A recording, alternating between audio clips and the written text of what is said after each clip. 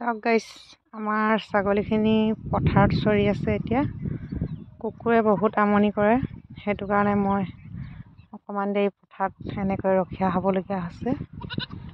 ছাগলীখিনি পৰহি দিনা এজনী আঁচুৰিলে কুকুৰে। আমাৰ ওচৰৰ মানুহ এঘৰত কুকুৰ আছে 6টামান। সেই কুকুৰকেইটাই ধৰি একেবাৰে বখলিয়াই দিয়ে।